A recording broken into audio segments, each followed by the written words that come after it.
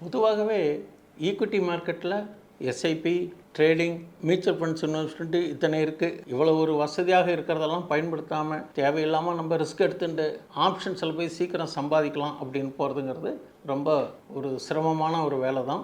இருந்தாலும் என்னுடைய தனிப்பட்ட கருத்து பெஸ்ட்டு எஸ்ஐபிங்கிறது ஒரு சிறு முதலீட்டாளர்கள், சிறு வர்த்தகர்கள் ஏதோ மாதம் என்கிட்ட இருக்கிற பணத்தில் நம்ம ஒரு உருப்படி சேவிங்ஸ் பண்ணணும் அப்படின்னாக்கா சிறு சிறு தொகையாக சேமித்து சிறுதுளி பெருவெள்ளம் அப்படிங்கிற மாதிரி ஸ்மால் ட்ராப்ஸ் கம்ஸ் டு ஓஷன்னு சொல்லுவாங்க இல்லையா, அது மாதிரி ஒரு 3 வருஷம் 5 வருடத்துக்கு சிறிய பங்குகள்லாம் கூட நல்ல துறை பங்குகள்லாம் இருக்குது.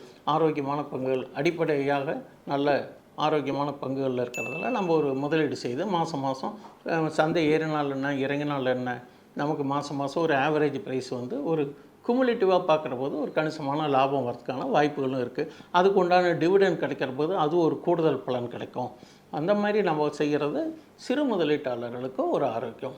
பெரு முதலீட்டாளர்கள் எஃப்என்டோ பண்ணுற போது நம்ம அதுக்கு தகுந்த மாதிரி ஹெட்ஜிங்னு சொல்கிற மாதிரி நீங்கள் அதுக்கு தகுந்த மாதிரி எஃப்என்டோக்கு தகுந்த மாதிரி ஆப்ஷன்ஸோ அல்லது வேறு ஏதாவது டெப்ட்டு அல்லது மாதிரி வேறு ஏதாவது கமாடிட்டிஸ் வேறு ஏதாவது மாதிரி டைவர்சிஃபிகேஷன் ஒரு ஹெட்ஜிங் வச்சு பண்ணுறது தான் ஆரோக்கியங்கிறது என்னுடைய கருத்து.